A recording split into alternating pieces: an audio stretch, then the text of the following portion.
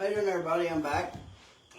Give everybody a few seconds to join me here before I start reading anything. Man, just as I think the days couldn't get any better, what happens? They go on and get better. I went to a meeting tonight at Mountain Park in Portsmouth, Ohio, and it was pretty cool. Let me fix that camera. It's a little off as I'm looking at it. Let's see if I can't get it a little more centered. See what I need to do here. Oh. Okay, it looks a little better. Maybe move that a little bit.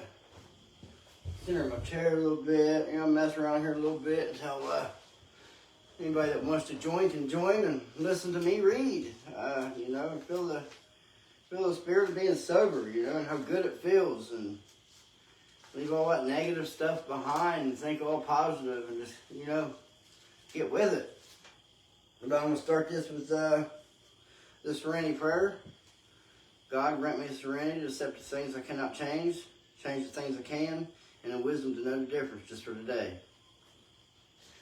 So in class today, I had learned, this is the first time I've ever tried to work the steps or anything like that, and if you've been following me and everything, you know that I thought that I was on step 5. But, I'm a little alert how the stuff works and everything, what has to go on, so to find out, I'll need to get me a good sponsor that's working the steps. So, I guess, I'm just studying and I'm getting ready for it is what I'm going to say that I'm doing, because knowledge is power. And power is nothing unless you use it. So, I got a little bit of literature here, and I took myself back to step 1 because I just found out that there was 65 or so many questions or whatever to step 1. And, I want to do this right, so I'm not trying to skip anything and get to the end and say, oh yeah, woohoo, I did the 12 steps. I actually want to do the work and do the steps. So, with that being said, it was funny because today, I don't know if all the treatment centers around get the same memo or whatever, and we end up doing the same thing every day, but, we did this little literature thing, little handout today in class. Excuse me, I'm tired. But I had this little literature thing we did today in class, and then I went to the meeting there in Mountain Park, like I said, in Portsmouth, Ohio, and today's August 12, 2025. My name is Derek, and I'm an addict, I'm sorry. But anyhow, we did this page on enough. So at this time, I'd like to read that. Something inside cries out, enough, enough. I had enough. And then they are ready to take the first and often most difficult step towards dealing with their disease. Have we really had enough? This is a crucial question we must ask ourselves as we prepare to work the first step in Narcotics Anonymous. It doesn't matter whether or not we arrive in NA with our families intact or careers still working for us. It is all outward appearance of wholeness. All that matters is that we have reached an emotional and spiritual bottom that precludes our return to active addiction. If we have, we will be truly ready to go in any lengths to quit using. We may inventory our powerlessness as we ask ourselves some simple questions. Can I control my use of drugs in any form? What incidents have occurred as a result of my drugs use that I didn't want to happen? How is my life unmanageable? Do I believe in my heart that I am an addict? If the answer to these questions led us to the door of Narcotics Anonymous, then we are ready to move on to the next step toward a life free from active addiction. If we have truly had enough, then we will be willing to go any lengths to find recovery. Just for today, I admit that I had enough. I am ready to work my first step.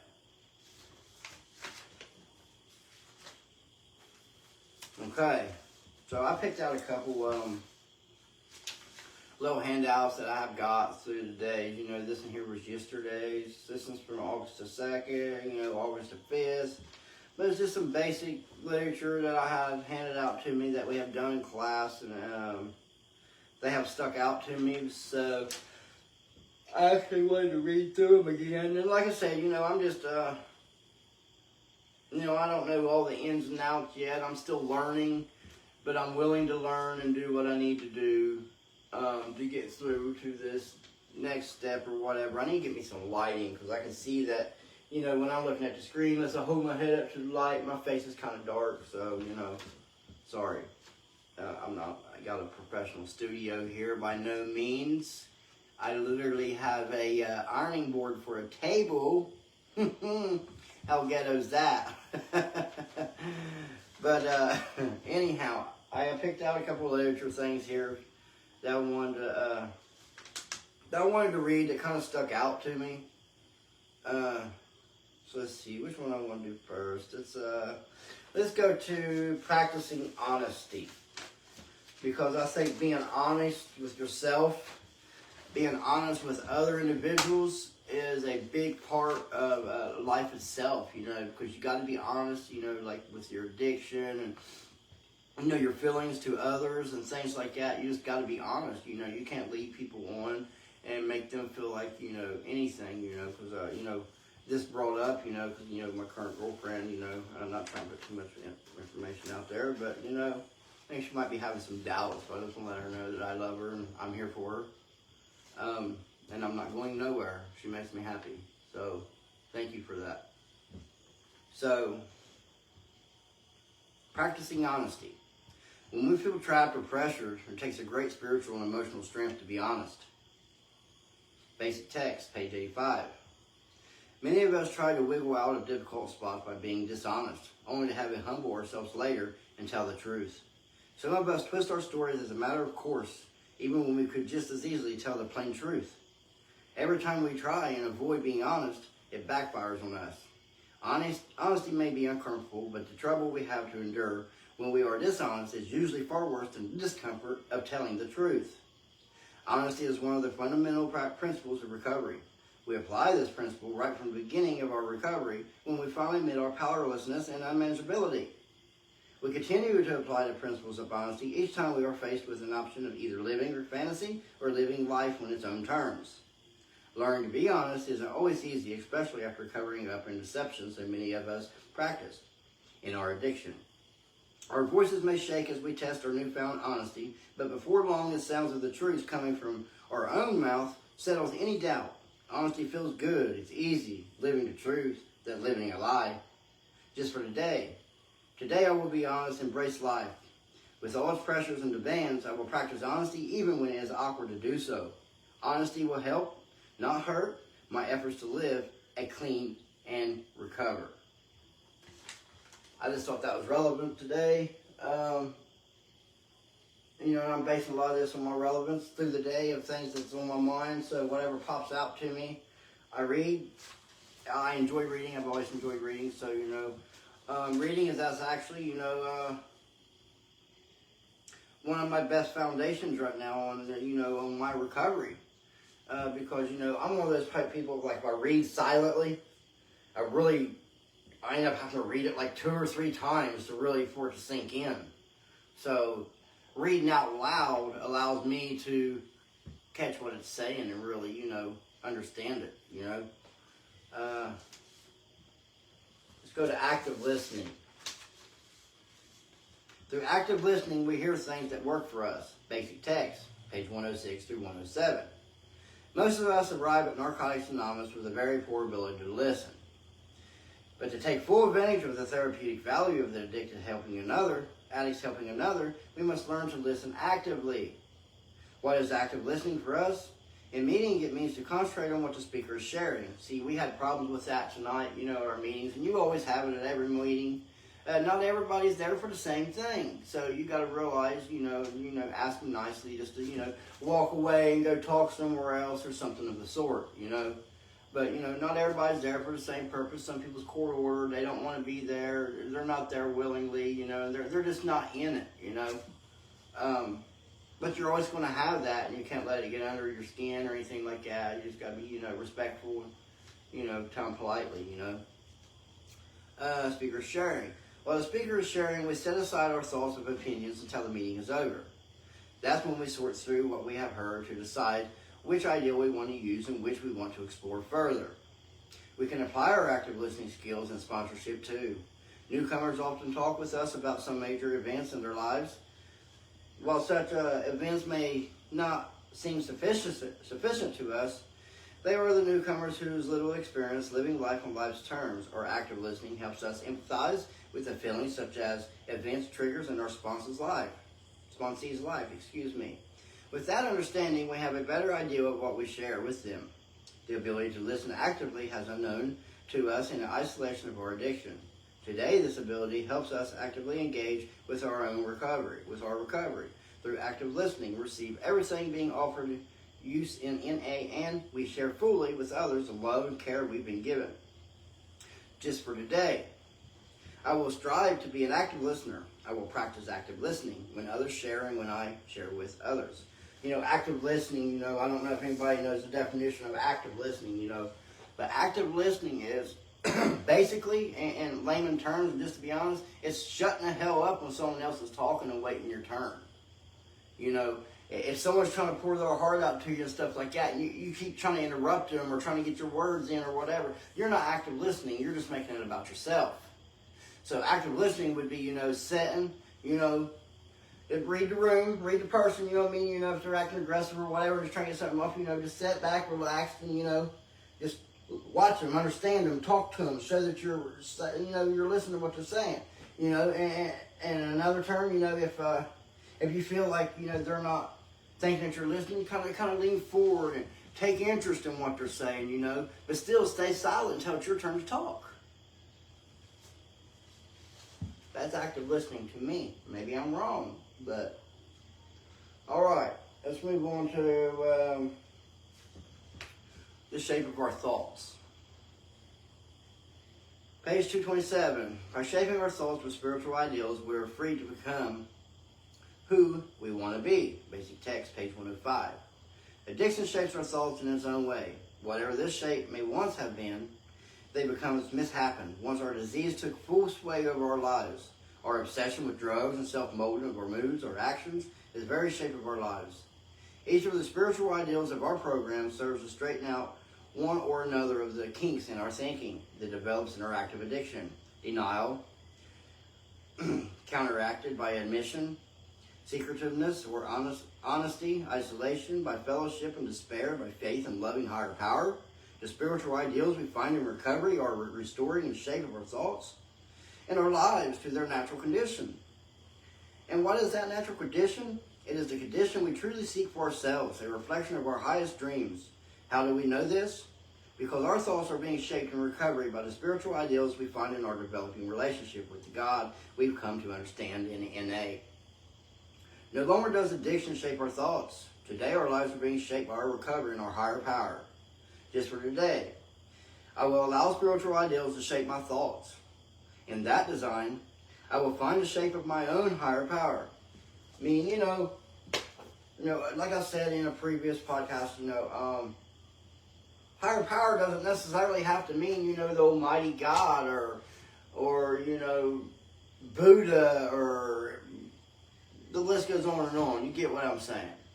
The higher power to me is, is my independence. Being able to depend on nobody but myself. And it's not that I'm like being selfish or nothing, but that, my independence is like my power. Like literally, there's a higher power, but it's like my magic. You know what I mean? So if I ain't got my independence, then I feel lost. And then if I feel lost, depression sets in. And then when depression sets in, my drug use starts. And, so to me, I got to be grounded with family. If I don't have family or something to strive for, something to work for, something like that, then I end up getting bored with myself because I'm a hyperactive person anyhow. As you can tell, I run my mouth 100 miles an hour. But I try to get the point across.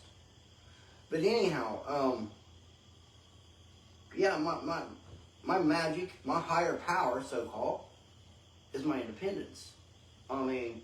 All of us need to find what that is for us. We need to find out what our higher power is and the definition to ourselves. What allows us to want to do better in life. Some people might think that if they're kids, it might be, wanting to word I'm looking for?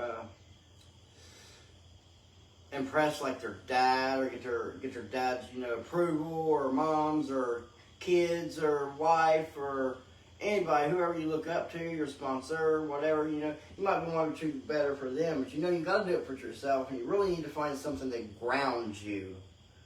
I really can't think of a lot of examples right now. My mind's going blank, but you know what grounds me is family. That connection with family, and feeling like I'm wanted, feeling like I'm needed. You know what I mean? Someone that shows up for me every day. Every day they're there showing up for me. Not going away 2 or 3 days at a time and then come back and expecting open arms. But somebody that shows up for me every day. They know that as an adult and as being in need, like a relationship, so forth, you know, you don't stay out 2 or 3 nights and then come home and expect your wife, husband, or whatever to welcome you in open arms. You know, you got to be consistent. That's why every night I've been trying to do my podcast. Whether I'm tired or not, I'm doing my podcast. Because my consistency is leading me to my recovery. You take meds? Yeah, I'll take them in the morning. I already took them this morning, I believe. You don't take them at night? No, I only take vitamins. Oh, okay. Thank you. Sorry, I had to talk with the RA, guys. But like I say, you know, my consistency, you know, is key right now to me. You know, I have a schedule going on, you know. I wake up in the mornings, you know, and I brush my teeth, get me some coffee, get me a little bite to eat. You know, I go to class, I participate in class, I read in class, I try to help others in class, I build others up, I encourage them every day. You know, I get back here, we go to a meeting. I spoke in a meeting today for the first time, you know, it was no time like the present, you know what I mean? I come back here, I find me something to drink, whether it's a Rockstar or a Red Bull, a Mountain Dew. I got all sorts of stuff sitting around here to drink. You know, God is good. I mean, I got it good. I feel great right now. Like, honestly, I feel so blessed with what's come my way. You know, they say you do good things and good things will happen. And then I hear people saying, and I really hate this phrase because I don't believe in it. You know, saying, no good deed goes unpunished.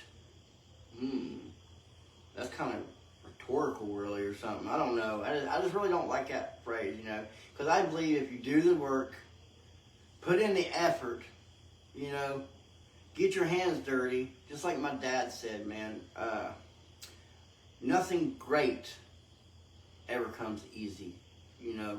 I mean, you know, you got to work for things if you want it. You know, you get things given to you. It's not the same as going out there and working for it yourself, you know. When you work for something yourself and you gain it, like, you know, I want to get out there and work. I want to get me a side-by-side ATV. You know what I mean? That's something that I want to do. And when I achieve that goal, the greatness and proudness that I'm going to feel of myself when I accomplish that is going to be beyond any way that I would feel if someone would just give it to me. You know what I mean? I'm going to appreciate it more. I'm going to make sure it lasts longer. I'm going to take care of it. You know, all that stuff. You know, if you got it given to you, just go out there and run the hell out of it, tear it up, whatever. You know, you ain't got nothing in it. You don't remember the hard work, sweat, blood, and tears that you put into getting that. So I encourage anybody that's watching right now to like, share, do all that.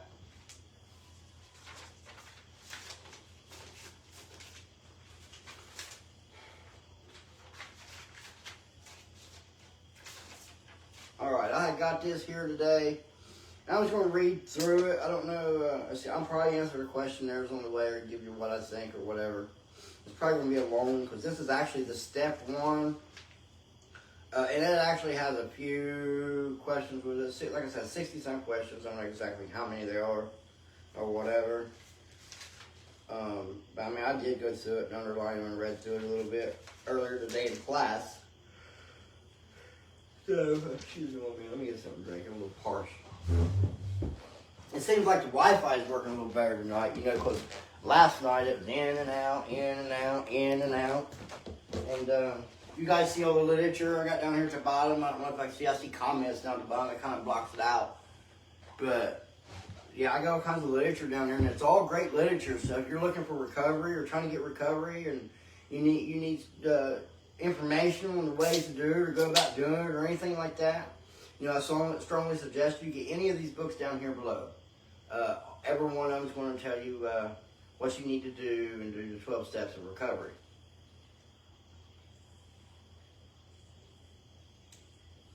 First time drinking one of these.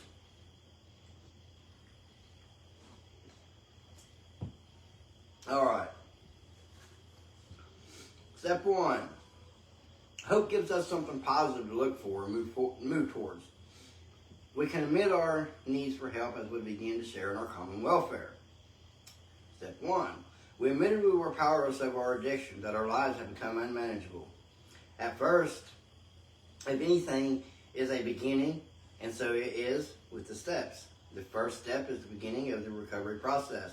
The healing starts here. We can't go any further until we've worked on the steps. Some NA members feel their way through the first steps by initiation. Others choose to work steps one in a more systematic fashion. Our reason for formally working steps 1 will vary from members to members. It may be that we're new to recovery and we've just fought and lost an exhausting battle with with drugs. It may be that we've been around a while abstinent from drugs, but we've discovered that our disease has become active in some other areas in our lives, forcing us to face our powerlessness and the unmanageability of our lives once again. Not every act of grace is motivated by pain. It may just be time to cycle through the steps again, thus beginning the next stage of our never-ending journey of recovery. Some of us find measures of comfort in realizing that a disease, not a moral failing, has caused us to reach this bottom. Others don't care what the cause has been. We just want out. Whatever the case, it's time to do some step work, to engage in some concrete activity that will help us find more freedom from our addiction. Whatever shape it is currently taking, our hope is to initialize the principles of step 1. To deepen our surrender, to make the principles of acceptance, humility, willingness, honesty, and open-mindedness a fundamental parts who we are. First, we must arrive at a point of surrender. There are many different ways to do this. For some of us, the road we traveled getting the first step was more than enough to convince us the unconditional surrender was our only option. Others start this process even though we're not entirely convinced that before we begin working the first step, we must become abstinent. Whatever it takes, if we're new in Narcotics Anonymous, our first step is primarily about looking at the effects of drug addiction in our lives. We need to get clean if we're being clean a while, and our first step is about our powerlessness over some other behaviors that's made our lives unmanageable. We need to find a way to stop.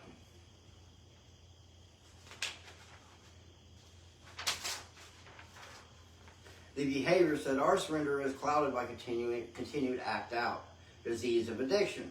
What makes us addicts is a disease of addiction, not the drug, not our behavior, but the disease. There is something within us that makes us unable to control our use of drugs. This same something also makes us prone to obsession and compulsion in other areas of our lives. How can we tell when our disease is active? When we become trapped in obsession, compulsion, self-centered routines, endless loops that lead nowhere but physical, mental, spiritual, or emotional decay. What does disease and addiction mean to you?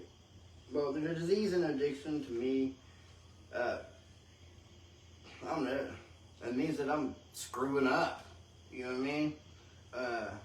Being out there doing everything and not working on myself and not getting nowhere in life. Like I said, I'm almost 40 years old and I got a pot of piss in. So that's the disease to me, the act of just choosing it over everything else in life, over my kids and everything. That's a disease enough. Has my disease been active recently? In what way? I mean, yes, because about 50 days ago or so, I was out there pushing a buggy around town, picking up junk, trying to get, something to eat, something to drink, and maybe a shot to put in my arm. So, I mean, to be all honest, it's played a big role in recent actions in my life lately, Let's see, 3 here. What is it like when I'm obsessed with something? obsession, obsessed. I guess I've been obsessed in a relationship before or something. You know, I guess maybe I was obsessing over. I was obsessing over, you know, wanting the approval of them or wanting their love or something, to where I might have been too clingy or something of the sort. If I got to be honest with myself, you know, I might have pushed them away or something. I mean, or maybe I've been obsessed over helping people too, you know, to where it's been detrimental to my health, and I've put my health and my wants and stuff on hold just to make sure other people was taken care of and protected, or things of the sort, you know. I've always tried to be a people pleaser and everything, never pleased myself. Does my thinking follow a pattern? Describe. My thinking has definitely had a pattern to it. Like, you know, it's my third time in treatment. You know what I mean? The first time I ASA'd, the second time I ASA'd, you know. But now is the time for me to stop that pattern. Now I finally got a clear mind. I don't feel like I'm fogged up. I definitely am not going to say that I got this, because it's one day at a time. But I tell you what, today I feel amazing, and I'm very happy to be a clean, sober, recovering addict.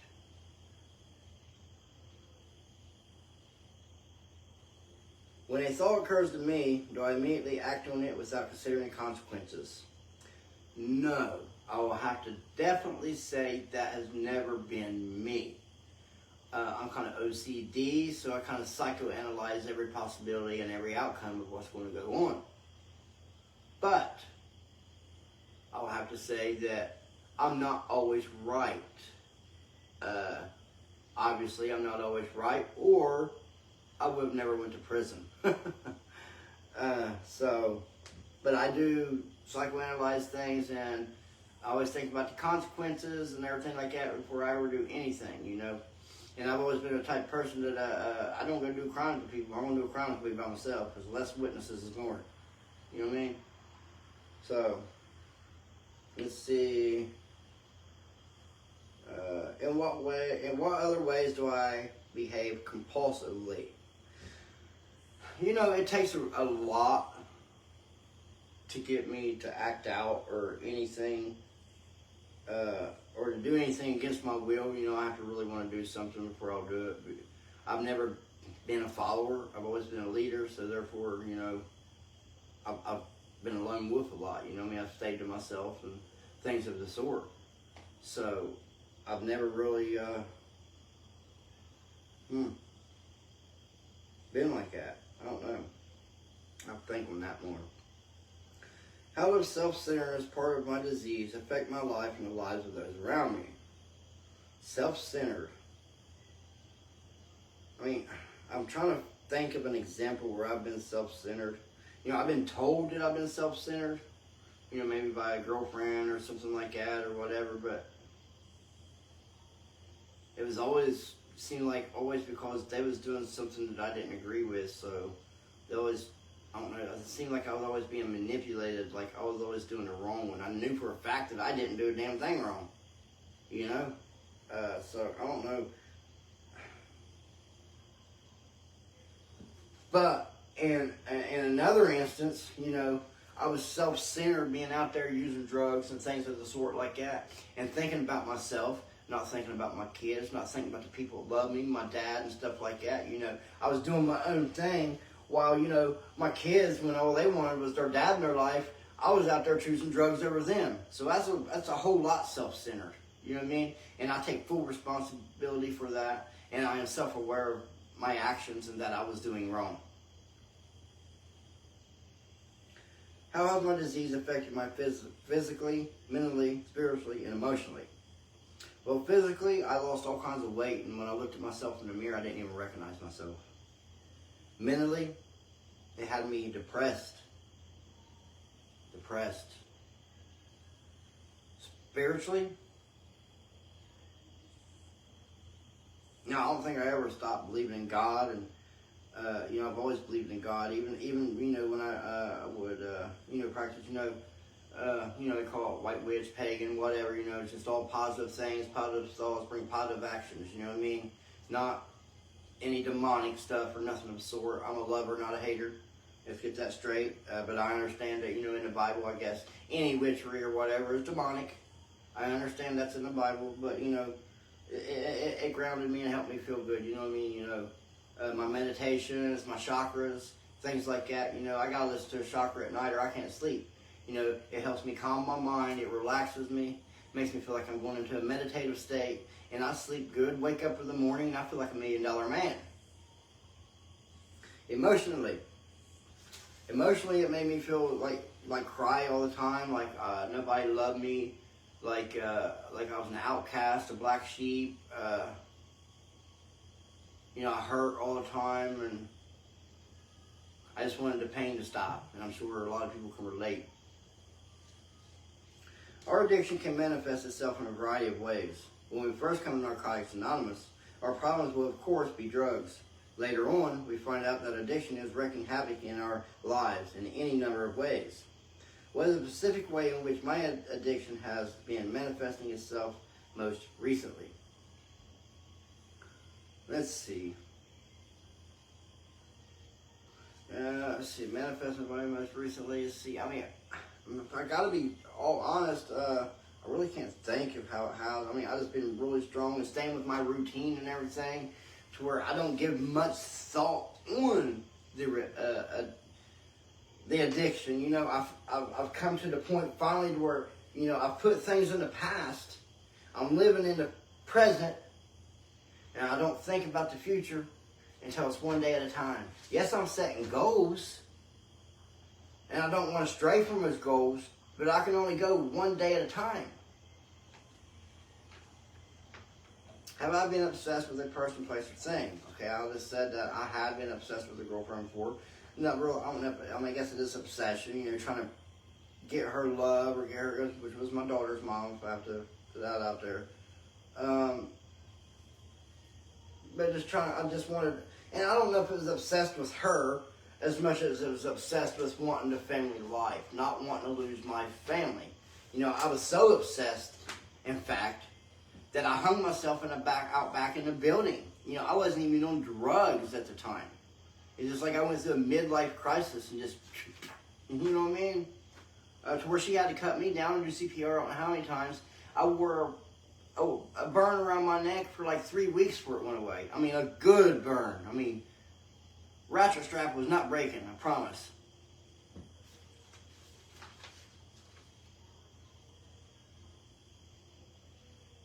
Alright. Denial. Denial is part of our disease that tells us we don't have a disease. When we are in denial, we minimize its effects. We blame others, citing the too high expectations of families, friends, employers. We compare ourselves with other addicts whose addiction seems worse than our own. We may blame or particularly compare the current manifestations of our addiction with our drug use, rationalizing that nothing we do today could possibly be as bad as that was. One of the easiest ways to tell that we are in denial is when we find ourselves giving plausible but untrue reasons for our behavior. Have I given plausible but untrue reasons for my behavior? What have they been? Yes, of course I have.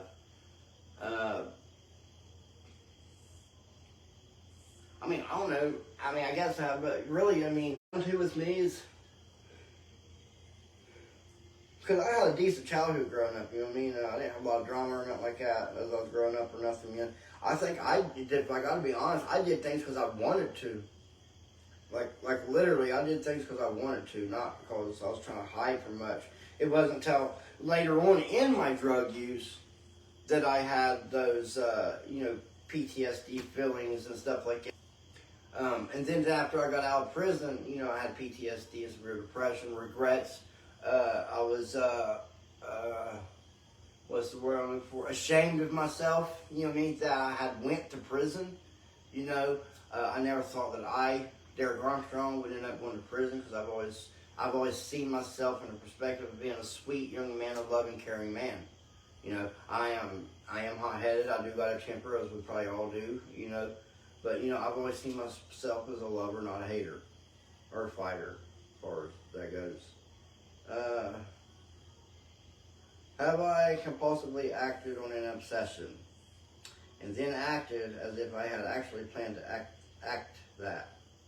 No, I don't think that I really have. Have I compulsively acted on any obsession? Yeah, maybe, I guess. Maybe I'd act out. I really can't hurt that. Maybe I'd act out and throw things or something, or punch something, or something of the means. Like maybe when things wasn't going my way, or maybe I obsessed on it, thought about it too much, or something, and it got me angry, or something of the sort. You know, I mean, I'm not sure.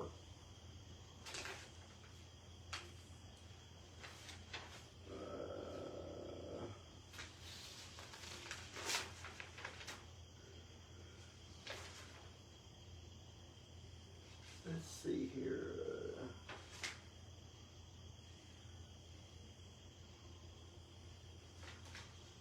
I guess this is the next page. Let's see. I had this all mixed up here. It don't look like it's numbered. Okay, 5 of 8, 8 of 6. Let's see, I just did 2 of 8, so I need 3 of 8. Okay, yeah, here it is. It's right. It's right. I did something right. Calm down. I'm not perfect. Well, yeah, I am perfect.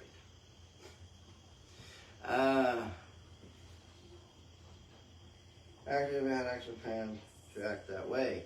When were those times? How have I blamed other people for my behavior? I mean, that I can't say. You know, I have blamed other people for my behavior because like, you know, I've got mad and acted out, thrown things, broke things, stuff like that, and be like, you stupid, I wouldn't have done that if you wouldn't have made me mad, or, you know what I mean? But, you know, in reality, you know, you can't let somebody else dictate how you're feeling or influence how you're feeling, you know. If they're making you mad or whatever, just walk away, you know. It's not worth the energy that you're exerting, you know. It's not worth letting them get under your skin or get the pleasure of getting you wound up. How have I compared to my addiction with other addiction? In my addiction, bad enough if I don't compare it to anyone else's. My addiction with others. You know, I mean, there was a time when I was doing heroin, snorting heroin before I went to prison. Excuse me. And I would compare myself to all the needle junkies out there. Yeah, never thought I'd become one, but you know, this is then. And I'd be like, well, at least I'm not shooting it in my arm. You know, I can snort it, and if I feel like I'm going to OD, at least I can blow some of it out my nose. You know, once it's in your arm, it's there. You know, you're doing it. So, you know, I am definitely guilty of comparing myself to others in addiction to try to make myself feel like I was better than them, I reckon, you know, and in terms, I'm no better than them. We're all addicts, and we're still all children of God. Am I comparing a current manifestation of my addiction to the way my life has before I got clean? Am I plagued by the ideal that I should know better? Plagued by the ideal that I should know better. I mean, I am self-aware that I should know better. I mean, even when I'm doing the drugs, I know that I shouldn't be doing them. Like, I literally always thinking about this, like, man, I'm better than this. Like, every time I've ever done drugs, like, I've not been blinded to the thought that, like, yeah, I probably shouldn't be doing this. You know, you're better than this. You mean, you got kids out there that you could be with right now, man. Ain't that euphoric enough? But no, I either let, you know, back then, you know, I was real fast about, like, choosing a woman over, like, going with my kids or whatever. You know, I'm very guilty of that. I guess I have an addiction of being, wanting to be loved. You know what I mean? So, I guess I fall easy a lot of times, you know, when, in all actuality, I should put a guard up, and I keep saying that I'm going to be less trustworthy, or like I ain't going to put much trust in people anymore and stuff like that. But I just can't help it, you know, when they haven't done nothing to me, you know, trust is earned, and, you know, I got to give that trust until they do something to break it, you know. And then when they break it, you know, which always happens for me, it throws me in a sense of depression, you know. So therefore, I try not to get to that point and let them hurt me and stuff, you know, because, you know, no one likes to be hurt. That shit sucks, you know what I mean? And it can make you think irrationally and do things that you would normally not do. But, you know, you got to give people a chance, and I'll never give up on love. Like the young lady that I'm with now, I love her to pieces. I know she has some doubts right now. But, boo, I'm there for you, and I'm there for as long as you want me, honey. Have I been thinking that I have enough information about addiction and recovery to get my behavior under control before it gets out of hand? Like, no. I'm going to say no because, like I feel really good right now. Like, I feel clean. I'm thinking straight. I'm clear-minded, you know what I mean? I'm looking healthy, you know, got them guns going on and stuff, you know. But would I want to leave here right now and go to the streets thinking I got this? No, I wouldn't. And even when my time comes and I graduate from this program, I still have to work the steps. I still have to go to meetings. This is a lifelong marriage. And I'm calling it a marriage because it's a commitment. A commitment's a marriage. And I'm married to this program. I have to do this program. I have to save my life. I have to do better for myself before I can do better for anybody else. And I will. I'm wound up tonight, if you just can't tell. I'm one Red Bull away from flying. Tell you that right now. I'm about to get my wings. Woo! Hallelujah. Ha ha! Anywho. Am I avoiding action because I'm afraid I will be ashamed when I face the results of my addiction? Am I avoiding action because I worry about what others will think? No, most certainly not. I'll move past that. I'm not avoiding any action. And I'm not afraid of nothing. And I've already dealt with my being ashamed of myself, and I'm tired of feeling ashamed. You know, I put that stuff in the past. It's time for me to listen, learn, and then learn others. Hitting bottom, despair, and isolation. Our addiction finally brings us to the place where we can no longer deny the nature of our problem. All the lies, all the rationalizations, all the illusions fall away as we stand face to face with what our lives have become. We realize we've been living without hope. We find we've become friendless or so completely disconnected that our relationships are a shame. A parody of love, I'll have to look that word up, and intimacy. So it may seem that all is lost when we find ourselves in a state. The truth is that we must pass through this place before we can embark upon our journey of recovery. What crisis brought me to recovery? You know what I mean? You know, and if I gotta be all honest with you, I probably wouldn't be in recovery right now if I hadn't got arrested. So I'm gonna say Portsmouth Police brought me to recovery. But you know, I've been arrested 3 times and I come to recovery. And then each time, I have felt like there's a weight lifted off my shoulders. Like, fuck. Excuse my language, but like, heck yeah, man. Like, they don't feed you much in the county jail, I'll tell you that right now. But it didn't come out of a dumpster.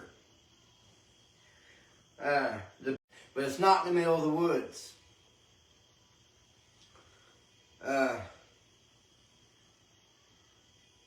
The place sucks, but I was safe.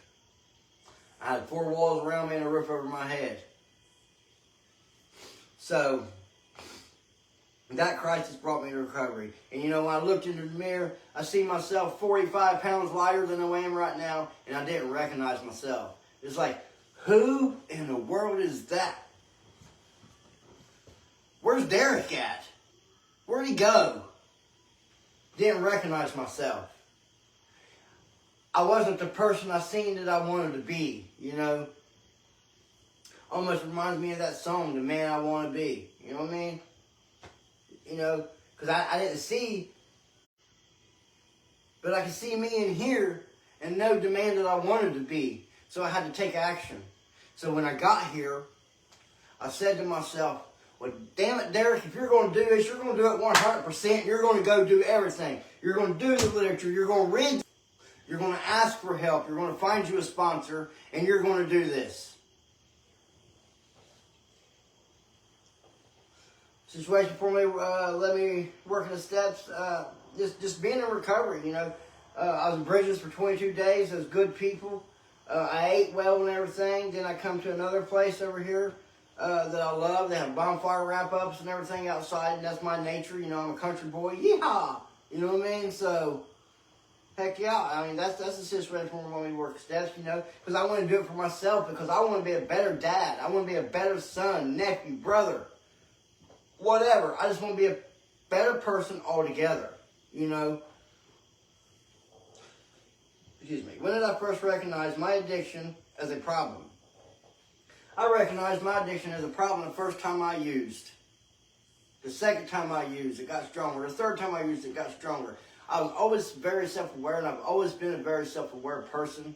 I didn't, you know, never blacked out into a 2 or 3 week binge and go out and everything. I did shit every day for years. But I don't call it a binge because I was always self-aware. Maybe I'm wrong on that, but I was always self-aware of what I was doing and knowing that it was wrong. Daggone Wi-Fi messed up again tonight. I jinxed it. Did I try to correct it? Many times I tried to correct it, you know. Sometimes I went like a month and a half not doing anything, you know. Just taking little pieces of Suboxone here and there. Never liked the Suboxone. I'm not on Suboxone now. I didn't want to substitute one drug for the next. That's just me. But I have seen people do Suboxone successfully and live nice, productive lives. But they're not for everybody. But, you know, they get their weight back. They look happy. You know, so Suboxone, Zubsolv, you know, the shots, whatever, you know, they work for some people. Me, I just don't feel like I need them. You know what I mean? And I'm not trying to substitute one thing for the next because I heard, you know, methadone, Suboxone, and shit like that. I heard this person heroin. Now they 16, 18 days in jail, sick on heroin, and I swore I'd never do it again. I dabbled in it a little bit after I got out, but not much at all. Not enough to form an addiction. But it broke me. I sit here and I say that I'm not scared of nothing. But I'm scared of being addicted to heroin again. I'll tell you that right now. I never want to go back there again. Never. Let's see. Did I try to correct it? If so, how? If not, why not? I did there. Okay, let's go to powerlessness.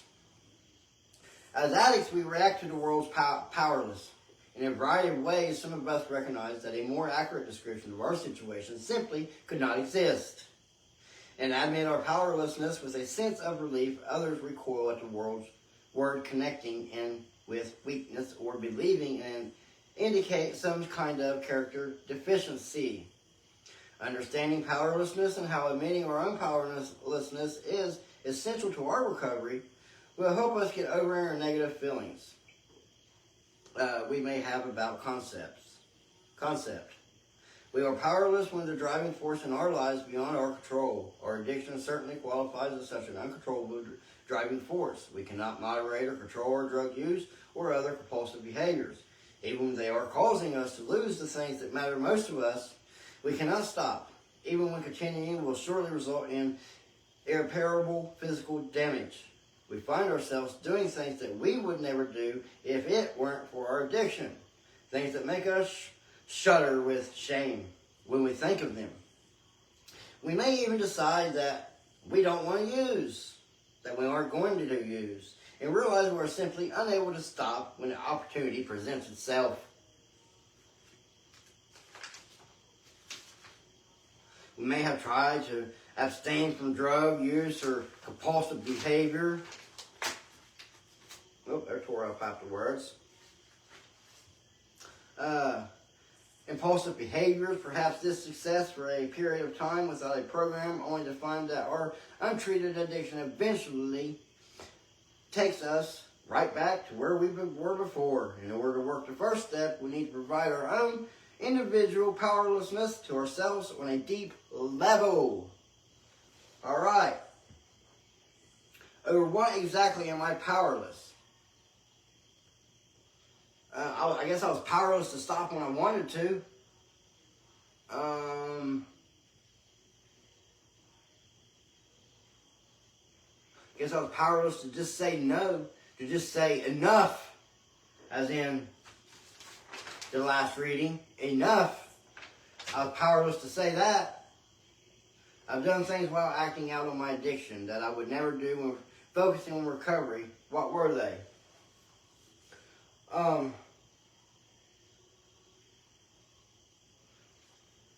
You know, in my addiction, you know, I honestly, you know, I didn't steal from people or nothing like that, you know.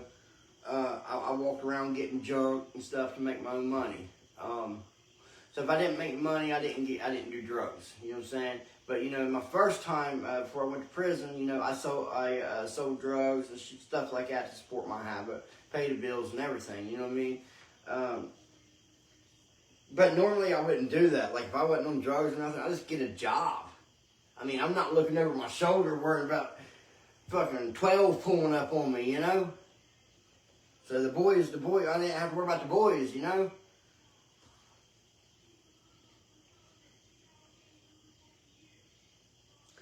What things have I done to maintain my addiction that went completely against all my beliefs and values? Okay, I want to say abandoning my family and kids. Because, you know, it definitely went against my values because, you know, family's number one, especially your kids. You got to think about your kids first and foremost. So that definitely went against my beliefs. You know, because I would isolate myself and stay away from my family while I was in active use because I had enough respect for them not to go around them while I was under the influence. But I have been guilty of doing it a couple of times. I'm not innocent. How does my personality change when I'm acting out on my addiction? I'm not as outgoing. I'm not as talkative. My smile is not as genuine or nothing of the sort, you know. Do I become arrogant, self-centered? Yes, I would say that I do become arrogant and self-centered, you know. But not as much as a person would think. Because, like I say, I've always been the caring type and I always put other people before myself.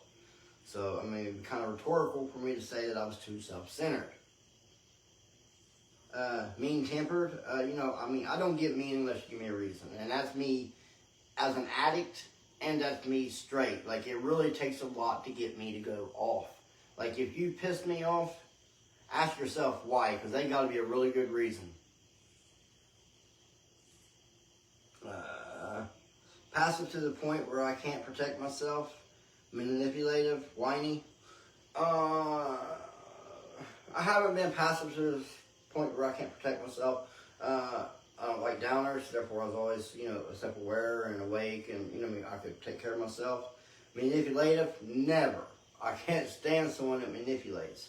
I've manipulated so much in my life, I just can't stand it. Whining, yes. I mean, I can say that I've been whiny before. I told you, I'm a lover, not a hater, you know what I mean? So, you know, I mean, I've definitely been whining. Do I manipulate other people to maintain my addiction? And how? No, I don't manipulate other people to maintain my addiction. Like I said, I got out there, I made my own money to buy what little bit of dope that I did do. If I didn't have the money to do it, then I just had to do without. In another sense, that's another reason why I didn't do heroin that much. Because, you know, if I had this time, not selling it this time, I would have probably been out there robbing people and stuff like that to get it. But, I mean, I allowed to keep my morals intact, and that actually has helped save me in my addiction. Do I manipulate others to maintain my addiction? Hell no. Have I tried to quit using and found that I couldn't? Have I quit using on my own and found that my life was so painful without drugs that my abstinence didn't last very long? What were these times? And like I said, you know, I never really did drugs to hide anything, like for real. I mean, a lot of people do. I mean, there's some kind of pain or something like that they're trying to hide. Me, I just did it because I wanted to get high. I mean, I just wanted to get high. I just wanted, Portsmouth's boring. I blame it on being bored. You know, that's my excuse. But in all actuality, it's just because I wanted to. You know what I mean? I found myself was so painful up there. How has my addiction caused me to hurt myself or others? You know, I have hurt others, and I have not hurt myself in return, you know, because I have cheated them out of time with me, I've cheated my kids out of time with me, and I know that that hurts them. But also, it hurts me as well, you know. Just because I'm on drugs, it didn't numb me to my feelings. I actually think it might have enhanced my feelings and made me feel more worthless and hurt more and miss them more. But for some reason, I still didn't get better.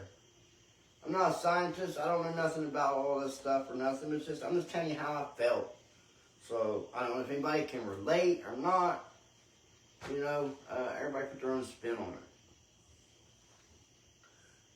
Let's see. Unmanageability. The first step asks us to admit two things. One, that we are powerless over our addiction. And two, that our lives have become unmanageable. Actually, we have been hard-pressed to admit one or not or others or unmanageability is the outward evidence of our powerlessness. There are two general types of unmanageability. Outward unmanageability, the kind that we can see by others, and inner or personal unmanageability. Outward unmanageability is often identified by such things as arrest, job losses, and family problems. Some of our members have been incarcerated. Some have never been able to sustain any kind of relationship for more than a few months. Some of us have been cut off from our families and asked never to contact them. Inner or personal unmanageability is often identified by an unhealthy or untrue belief. Systems about ourselves, the world we live in, and the people in our lives. We may believe we're worthless. We may believe that our world revolves around us. Not just that it should, but that it does. We may believe that it isn't really our job to take care of ourselves. Someone else should do that. We may believe that the responsibilities to your average person takes on as a matter of course are just too large a burden for us to bear. We may over or underreact to events in our lives, emotional vulnerability, and often one of the most obvious ways in which we can identify personal unmanageability. What does unmanageability mean to me? Unmanageability means to me like not being able to deal with regular life as a sober addict. You know, like your bills, the wants of your significant other, your wants of your kids, your car payments, anything like that. You know, just not being able to manage those things, and then it causes distraught. And then, you know, you end up getting depressed or feeling underappreciated or anything like that. And then, you know, you end up going on to drug use. So, if I've been thinking about using or acting out of my addiction in some other ways, have I shared it with my sponsor or told anyone else? Well, as of right now, I'm still looking for a good sponsor. So if anybody knows any, leave me a comment. I'd appreciate it, and I will get with them or have them message me on Facebook or something of the sort, and I will get with them. Have I stayed in touch with the reality of my disease, no matter how long I've had freedom from my active addiction? Yes, yes, yes, yes. I realize that I am a wonderful recovering addict, and I don't forget where I came from, and I know that I have it good right now. Have I noticed that now that I don't have to cover up my addiction, I no longer need to lie like I did? Do I appreciate the freedom that goes along with that? In what ways have I begun to be honest in my recovery? You know, I'm honest about everything. I'm like just an open book, and I mostly am. Did lie to my dad for a while back. I looked him straight in the eyes and told him that I didn't shoot up. And I don't know if I did that for myself or did it for him because I didn't want to stress him out, or I didn't want him to have a heart attack or anything of the sort, and I just didn't want to hurt him. You know what I mean? And I don't know if I did that for myself, or if I did it for him. I mean, I'm still on the fence about that. I don't know, you know, but I know that I did lie to him, and I'm sorry for that. because I do love him, and there's no one in this world like him. In what ways I've begun to be honest in my recovery? Like I said, I'm in a book.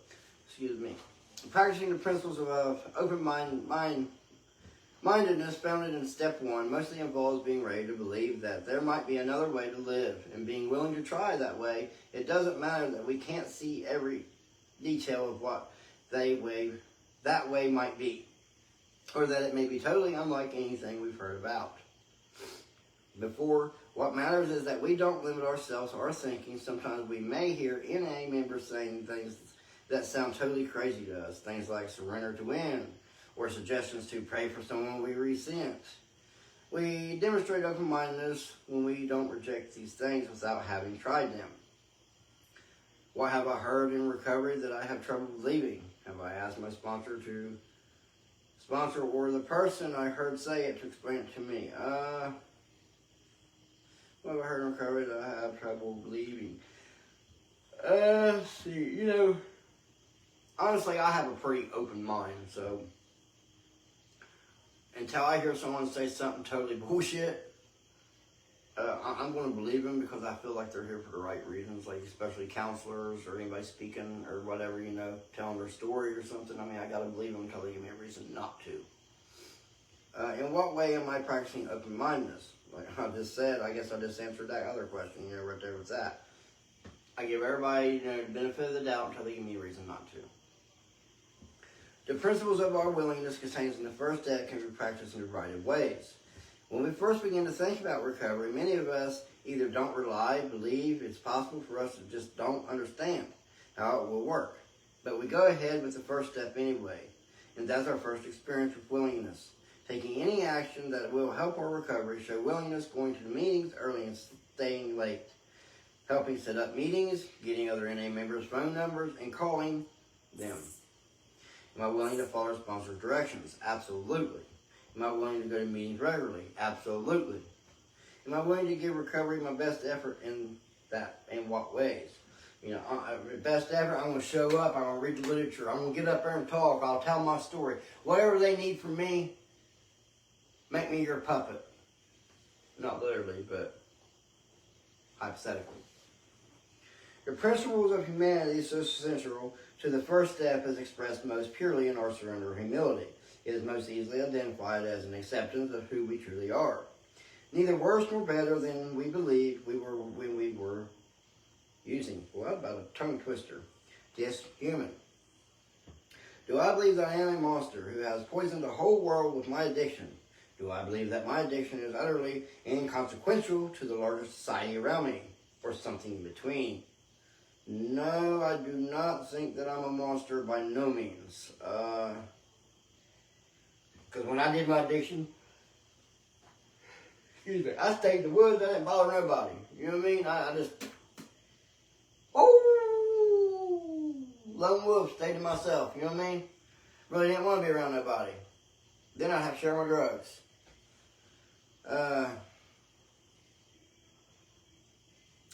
Do I have a sense of my relative importance within my cycle of family and friends and society as a whole? What is that sense? Do I have a sense of relative importance? Heck yeah, my family loves me to pieces. My kids love me, my dad, moms love me. They all love me, man. I have a very, very strong support group, and it's time for me to start taking advantage of it. To practice, how am I practicing the principle of humility in connection with the work of the first step? Humility. I have humbled myself a lot. I brought myself down to where, because I know that I don't know it all and I'm willing to learn. I'm willing to listen. I'm willing, to actively listen. What do you got to say? I can hear you. Actively listen, and listen. Let them talk. Wait your turn. Or wait my turn. All right. To practice principles of acceptance, we must do more than merely admit that we're addicts.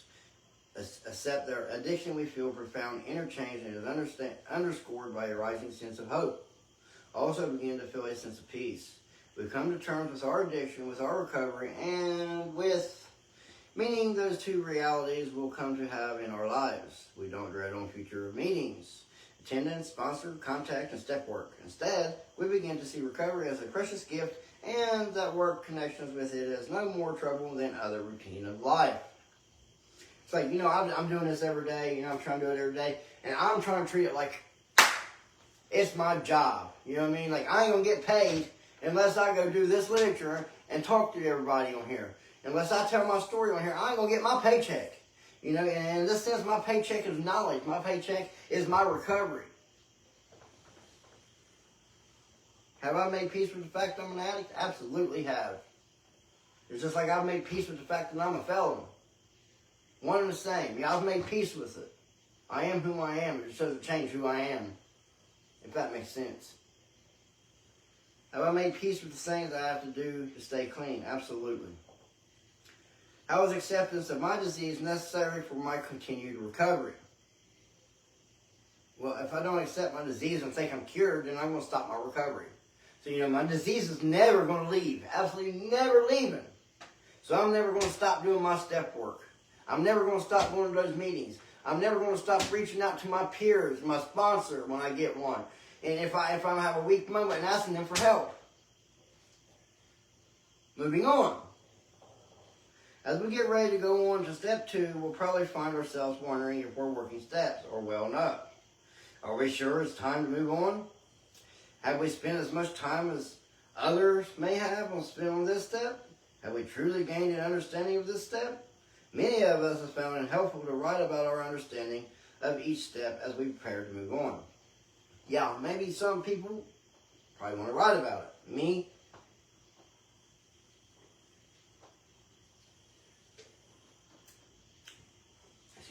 I want to talk about it. Because I like hearing myself talk. I don't know. But I comprehend it more when I just talk about it. So that's why I started this podcast. So I'm talking to you. I don't care. I tell the whole world about my problems.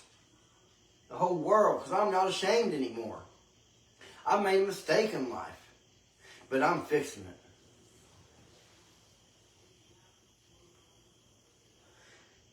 We've come to a place where we see the result of our old ways. Way of life. And accept that a new way is called for. But we probably don't yet see how rich with possibilities the life of recovery is. It may be enough just to have freedom from active addiction right now. But we will soon find that the void we have been filling with drugs or other obsessions or compulsive behaviors begs to be filled to work on the rest of the steps. We'll fill that void next to our journeys towards recovery in step 2.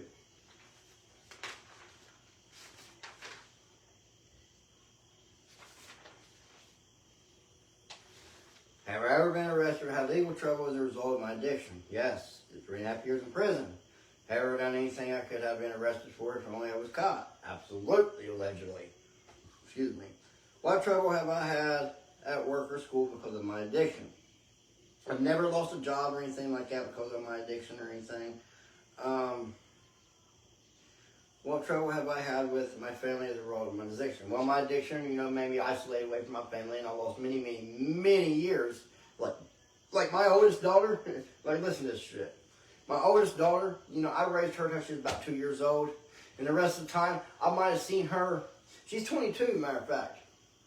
And until she was 19, I might have seen her 50 times in 17 years.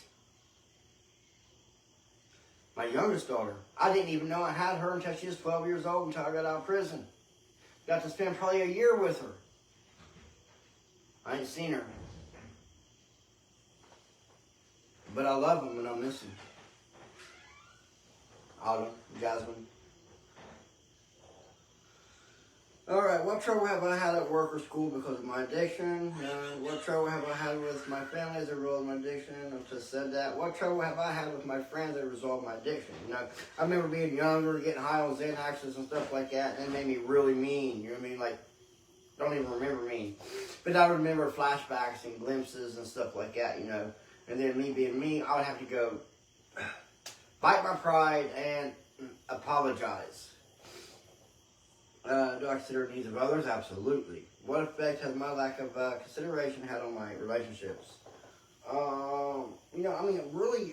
I've always been pretty considerate, but like with my relationship with my dad, I guess it was inconsiderate of me to cheat him out of time and everything. My kids cheating them out of time.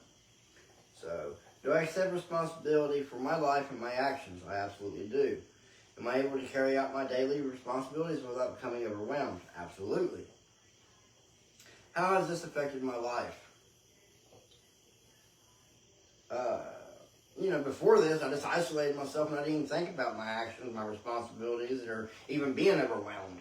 I really just didn't give a shit, really. I did, but I didn't. I don't know if it makes sense.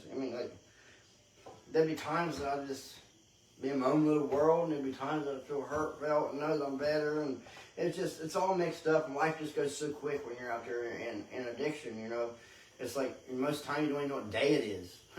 You know what I mean? Do I fall apart the minute things don't go according to plan? No. I try to figure it out. How has this affected my life? No, I literally try to figure things out. I psychoanalyze everything. Like, I'm ADD for sure. I can't walk past a trash can overflowing or nothing like that. They can be trash laying on the floor. I can't walk by. I can be walking down the road and see a trash can tipped over. Don't even know whose it is, and I gotta pick the trash can up and pick the trash up. I just can't walk by and leave it lay. Do I treat every challenge as a personal insult? How has this affected my life? Do I treat every challenge as a personal insult? No, I don't guess. I treat a challenge like a challenge, you know what I mean? I don't guess I treat it like an insult. Do I maintain a crisis mentally? Responding to every situation with panic? Absolutely not. Do I ignore signs that something may be seriously wrong with my health or with my children, thinking things will work out somehow?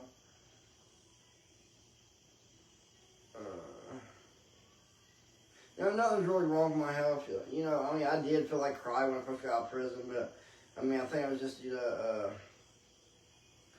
the shame of going to prison and stuff like that, being reunited out onto the streets from being, taken care of for 3.5 years, didn't have to worry about bills, food, nothing like that, you know what I mean? So, I had some PTSD and I ended up having severe depression, but I worked my way through that and I don't take meds no more for that, and I'm actually doing really great. Meds are for some people, but they actually made me numb to the situations that I was currently in, and I wasn't able to work through them. So, not being on my meds, I'm able to think clearly, work out things that I need to work out, and be able to say, no, it's not for me, and actually go and take the right path. Have I ever harmed someone as a result of my addiction? No. Physically, no. Mentally, I'd imagine so. I probably hurt... many times I probably, hurt my ex-girlfriend, recently, I probably didn't show her enough attention. I probably wasn't there for her enough. Maybe many things, you know what I mean? But really, I just wanted to be alone. I didn't want, she did things her way, and I wanted to do things my way. And my way, kept me out of trouble, and she was more of a risk taker than I was. I'd been to prison already. I didn't want to take no more risks. I didn't want to go to prison. You know what I mean? When in real danger, have I ever been either indifferent or the danger or someone unable to protect myself as a result of my addiction? None. Have I ever harmed someone as a result of my addiction? I described that. Do I have temper tantrums or react to my feelings in other ways that lower my self-respect or sense of dignity? Yes, I have definitely had a temper tantrum. I have definitely went off the rocker. But like I said again, it takes a lot to get me to that point. You literally gotta... listen, man. My ex here a while back, man, me and her was arguing and everything, and I was sitting there, and she punched me in the back of the freaking head. Literally, she punched me in the back of the head. I'll never forget it. The first time I've ever had a woman hit me like that for my life. And, and almost instantly, bam, my feelings for her changed. You know what I mean? But I didn't act on it. You know what I'm saying? I didn't, I just looked at her and said, I don't hit you, so you better never hit me again. And at that moment I told her, we'd never be together again, which I did in return, get back with her. But, I was with her, but I wasn't with her. You know what I mean? I loved her to pieces, man. I didn't want nothing to happen to her. She's a nice, sweet woman, and I wish she'd get help. I really do. But like far as like us being together, it's a toxic relationship, and we both deserve better out of life. You know what I mean? So, reservations are placed in our programs that we have reserved for relapse. They may be built around the ideal that we can retain a small measure of control. Something like, okay, I accept that I can't control my using, but I can still sell drugs. Can't I, or we, may think we can remain friends with the people we used to without bought drugs from. We may think that certain parts of our program don't apply to us.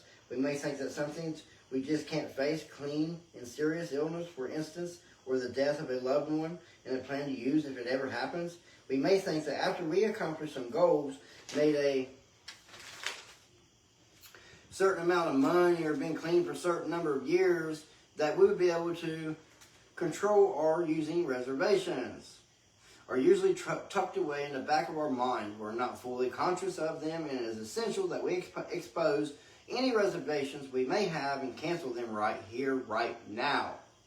Have I accepted the full measure of my disease? Yes, I have. Do I think I can still associate with the people connected with my addiction? Absolutely not. Again, toxic. As much as it hurts a lot of times, because like I said, there's some good people out there, just like me. I'm no better than anybody out there on those streets. No better.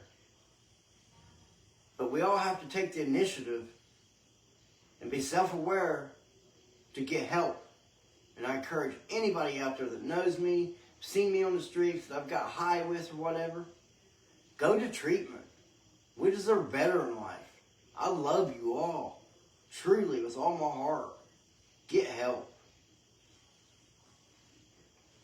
How about next? Do I think it's wise to keep drugs paraphernalia around? Absolutely not.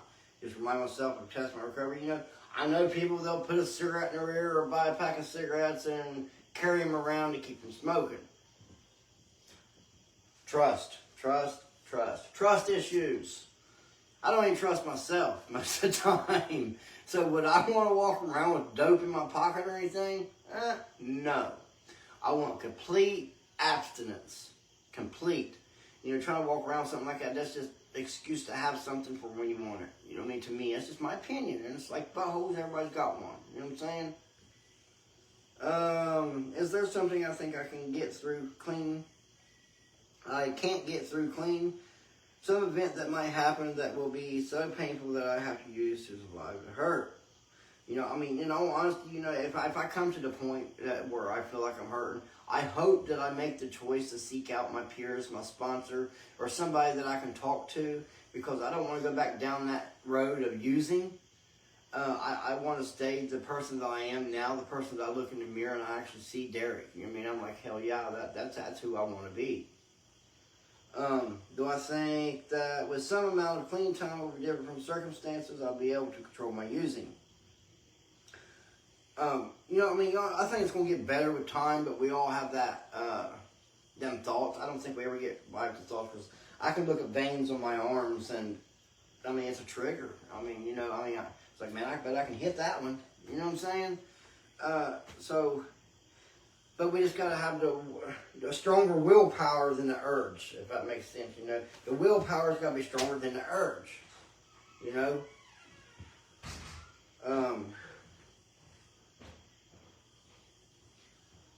What reservations am I still holding on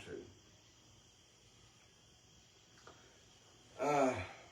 I'm really not, I'll see. Reservations, I'm not really holding on to any reservations. You know, I put most everything in the past, and I'm trying to start from a clean slate.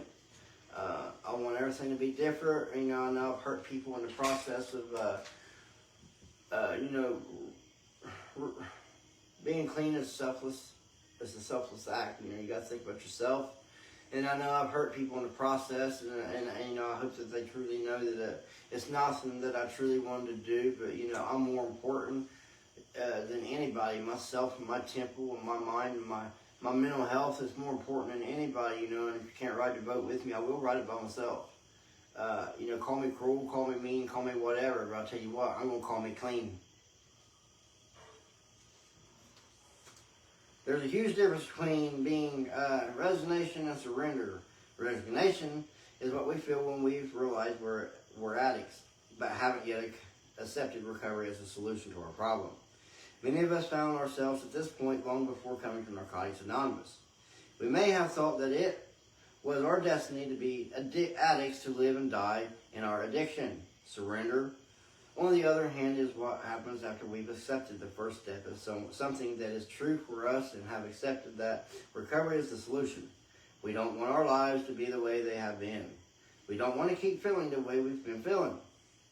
What am I afraid of about the concept of surrender? If anything, what convinces me that I can't use successfully anymore? I mean,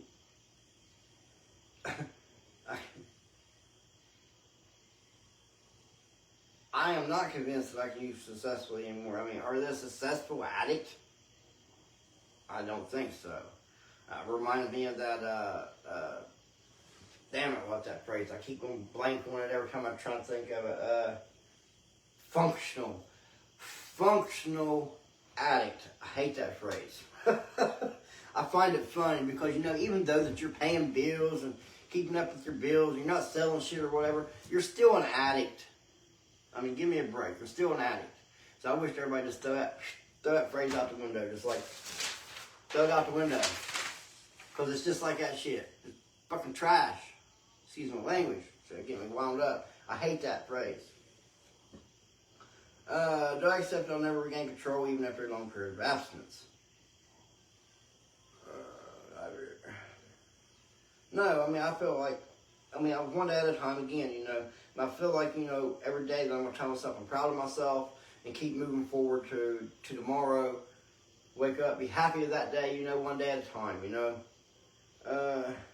Can I complete my recovery without complete surrender? No, I don't think that anybody can complete their recovery without complete surrender. Because if you don't completely surrender yourself to recovery, then that leaves that little seed to grow for you to end up relapsing again. So, I disagree. What would your life be like if I surrendered completely? I feel, and it's just an opinion, this is an opinion question, I'm thinking, you know, I surrender to my life completely and everything, you know, I want to have a hopeful, happy life with lots of love, lots of appreciation and respect for my peers and my family. And that's what I strive for every day. Can I continue my recovery without complete surrender? No. Spiritual principles. In the first step, we will focus on honesty, open-mindedness, willingness, humility, and acceptance. The practice of the principles of honesty from the first step starts with admitting the truth about our addiction and continues with the practice of honesty on a daily basis. When you say, I'm an addict, in a meeting, it may be the first truly honest thing we have said in a long time. We begin to be able to be honest with ourselves and consequently with other people.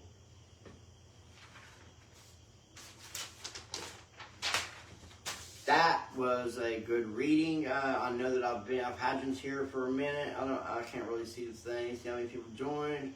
I'm pretty sure my girl's supporting me and she's watching me the whole time. Thank you, babe. Love you. But you know, I mean, this is what keeps me motivated. Getting on here, talking to you guys, Rotarians, join me, like some more, and then like it again. But send me some hearts, send me some love, send me some stars, whatever, you know. Just like it. Share it to all your friends, share it around. Reach out to other addicts and stuff like that. Tell them about my podcast. Maybe I'll say something that resonates with them. Maybe something that comes out of my mouth will allow them to seek help. If anybody needs recovery out there, inbox me. I will give you the number to the person that you need to call. And they'll come pick you up right now. They will come pick you up. So, I'm not trying to be a spokesman for anybody, but, you know, help's there if you need it. And I certainly hope that everybody out there seeks the help and gets the help that they deserve, because life's too short to live in fear, depression, hurt, cry, to live without your kids, to live without your family and the ones you love, to be held at night. Life's too short. You know, we're only a blimp in this universe. You know, very short time to live. So it's time to have some good feelings, good love, and things like that. You know, it's this time. So I'm gonna let you guys go, and you know, God bless you guys for tuning in to me and watching me tonight. I really appreciate you. To everybody that's liked my podcast, I appreciate you too. You know, like I said, see, it should have, I don't know if it does at the bottom of your thing or not, but if you see the star, hit the star. Share some stars. Give me some stars. Comment. Throw out comments. Share my podcast. Get more people to follow. All of that, you know. Like. Love. All of it, man.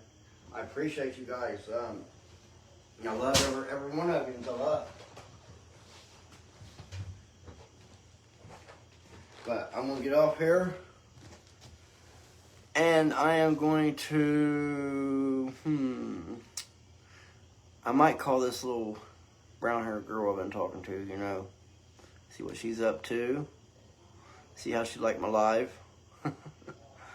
I love you guys. Love you, Jerry. Thanks for watching, buddy. I appreciate you, bub. I love you, man. You all have a blessed night.